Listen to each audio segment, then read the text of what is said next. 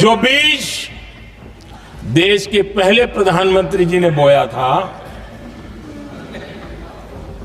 उस बीज को खाद पानी देने का काम एक और प्रधानमंत्री ने किया। उनका नाम था श्रीमती इंदिरा गांधी।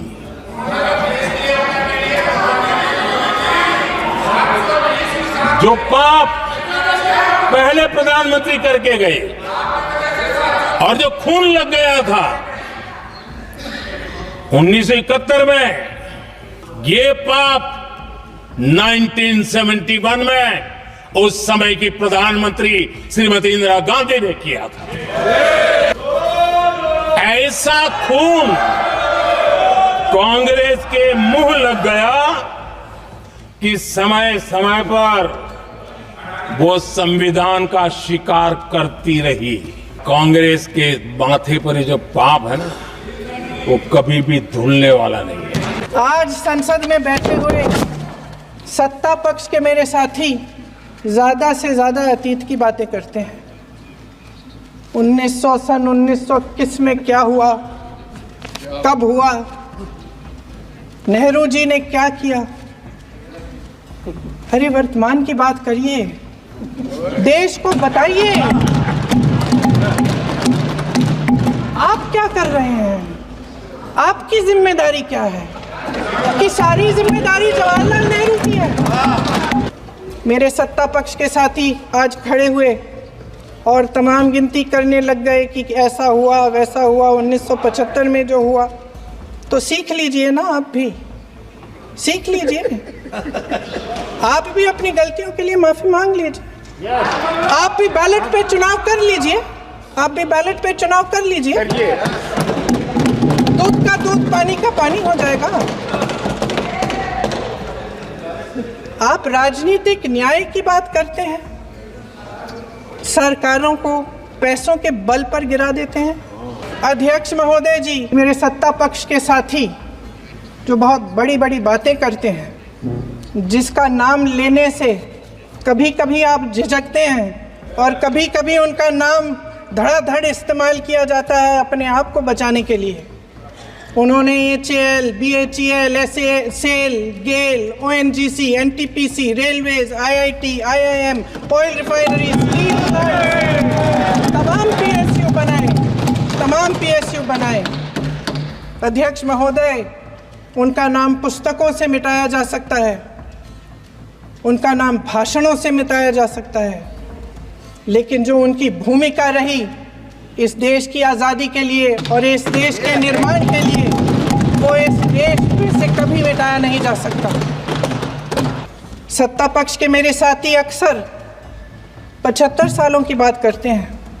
75 सालों में जनता का भरोसा रहा कि नीतियाँ बनेंगी तो जनता की भलाई के लिए बनेंगी। जल जंगल जमीन का अधिकार मिला आदिवासी भाई बहनों को। इंदिरा जी ने बैंकों का राष्ट्रीयकरण करवाया, खदानों का राष्ट्रीयकरण कराया। कांग्रेस और यूपीए की सरकारों में शिक्षा का, भोजन का अधिकार मिला। 75 सालों में जनता का भरोसा मिला। पहले संसद चलती थी तो जनता की उम्मीद होती थी कि सरकार महंगाई और बेरोजगारी पर चर्चा करेगी, कोई उपाय निकालेगी, कोई रास्ता निकालेगी। लोग मानते थे कि अगर कोई नई आर्थिक नीति बनेगी तो देश की अर्थव्यवस्था को मजबूत बनाने के लिए बनेगी, तो भारतीय बाजार को मजबूत बनाने के लिए बनेगी, उनके भविष्य को मजबूत बनाने के लिए बनेगी। किसान और आदिवासी भाई बहन भरोसा करते थे कि यदि ज़मीन के कानून में संशोधन होगा तो उन्हीं की भलाई के लिए होगा।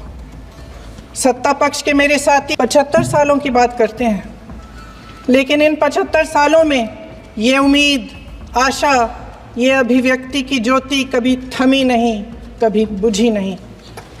इस देश की जनता ने खुलकर आलोचना की।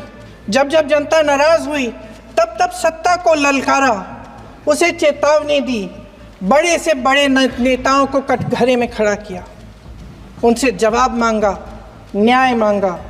लेकिन आज ये माहौल नहीं है। आज जनता को सच बोलने से डराया जाता है, धमकाया जाता है।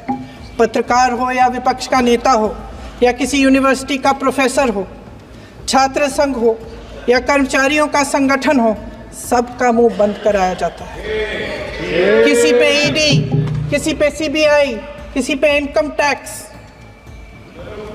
फर्जी मुकदमे लगवाए जाते हैं, जेल में डाल दिया जाता है।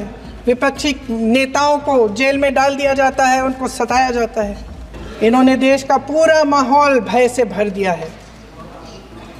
इनकी मीडिया की मशीन झूठ फैलाती है, तरह तरह के आरोप लगाती है, और शायद वह भी भय में ही है। महोदय, मैं इस सदन को याद दिलाना चाहती हूँ कि ऐसा डर का माहौल देश में अंग्रेज़ों के राज में था। जब इस तरफ बैठे हुए गांधी की विचारधारा वाले लोग आज़ादी की लड़ाई लड़ रहे थे और उस तरफ वाली विचारधारा वाले लोग भय में रहकर अंग्रेज़ों के साथ साठ गांठ कर रहे थे।